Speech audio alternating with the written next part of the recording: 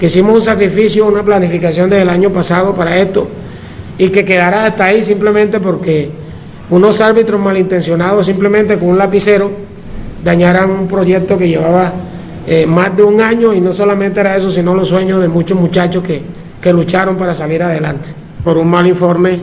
no se sabe si malintencionado o motivado por el rival, que pasaron los árbitros el pasado 28 de agosto cuando jugamos con el equipo Versus Rey Pelé de Montería, donde en el estadio no pasó absolutamente nada, y los árbitros reportaron que hubieron una cantidad de novedades, incluso delicadas, y eso llegaron a DiFútbol, donde DiFútbol tomó una medida de suspendernos a nosotros del torneo, y a partir de ahí pues estuvimos enfrentando a unos recursos de reposición que hasta ayer pues vino a darse el veredicto final. El informe nunca escrito oficialmente lo hemos conocido porque los informes arbitrales lo manejan los árbitros y después del partido ellos lo hacen es enviar a Bogotá a la comisión disciplinaria. El informe arbitral es algo confidencial entre los árbitros y la comisión disciplinaria. Cuando nos hallamos en la sorpresa de que DiFútbol saca una resolución donde nosotros nos hayamos expulsado por incumplimiento al artículo 93. Simplemente eso es lo único que sabemos. Fuimos al artículo 93 y hay unos casos explícitos que es cuando se presentan agresiones del público hacia los árbitros, agresiones del público hacia el equipo rival o del equipo local hacia el equipo visitante o del equipo local hacia el cuerpo técnico del equipo visitante, en la cual nosotros nos hallamos pues bastante tristes porque de estos casos ninguno pasaron acá en Montelíbano. La verdad hay que decirla y hay que dársela a conocer a la comunidad, de 200 a 300 aficionados que ese día estaban en el escenario y algunos periodistas grabando el partido, y son testigos que absolutamente nada pasó ese día en el estadio Pedro Villalobos. Ellos le dan unas responsabilidades a los árbitros donde ellos deben informar lógicamente, exquisitamente lo que pasa en cada una de las canchas. Es simplemente que ellos tenían que informar, era lo lógico, en la cual ellos fueron, le mintieron a DiFútbol, ellos creyeron en el informe arbitral que le suministraron ellos,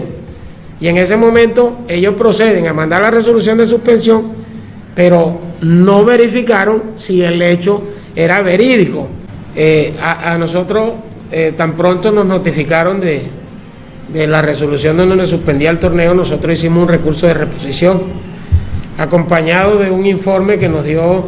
el mayor de la policía, que ese día acudió al estadio y fue el encargado de la seguridad, y eso se mandó hacia Bogotá,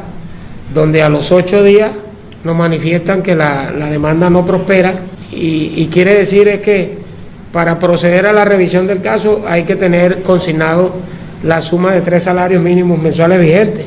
y eso equivale a 2.725.000 pesos, donde nosotros la verdad no nos hallamos principalmente con esta potencia económica, 1, y 2, con las razones en las cuales teníamos que consignar un dinero sabiendo que en realidad nosotros no habíamos hecho nada. Sin embargo, ayer todavía teníamos la esperanza que si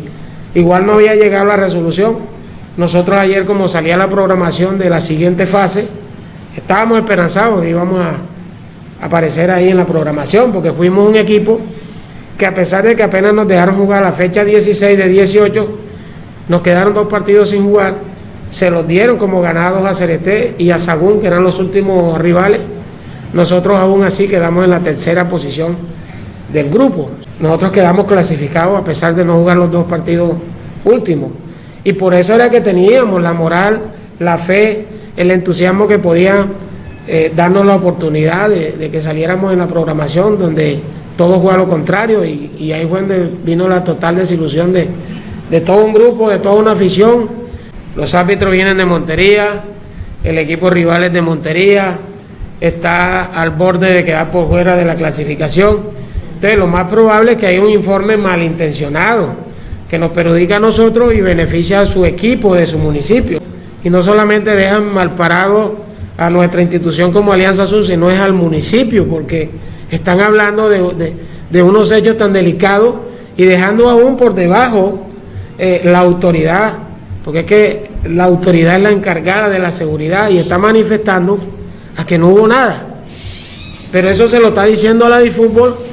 mientras eso ellos procesaron simplemente con el informe que mandaron los árbitros. En mi rapidez de cómo mejorar esa situación, lo primero que hice fue llamar al presidente de los árbitros de acá del departamento de Córdoba. Lo que él me manifestó enseguida era de que acá en Monterío nos había ocurrido un hecho muy delicado y que cómo era posible que habían retenido a los árbitros en los camerinos. O sea, algo que enseguida organizaron su complot y el uno respaldaba al otro. Porque yo me fui con los árbitros del campo de juego, me fui con los árbitros para el camerino donde estaban incluso los jugadores nuestros cambiándose. Ellos fueron al fondo del túnel porque el túnel es siempre grande y cuando salen acompañados de la autoridad, o sea, de la policía, hasta la puerta donde cogieron las motos. Y yo estuve acompañando todo ese recorrido y jamás existió nada con los árbitros. Entonces, si él respalda eso, es una persona que tampoco está dentro de la honestidad. Él lo que dijo fue que acá los habían retenido, que ellos habían hecho unas llamadas temerosas desde los camerinos donde decía que no sabían qué iban a hacer porque la gente afuera los estaba esperando. Una mentira tan grande, unas exageraciones tan grandes que yo quisiera que ojalá en cualquier momento hubiera la oportunidad de escuchar esa versión de tú a tú. Y si toca de ella polígrafo con ellos, yo voy. Si nos llaman de Bogotá o cualquier ente, yo voy con ellos a hablar a ver de dónde sale la mentira.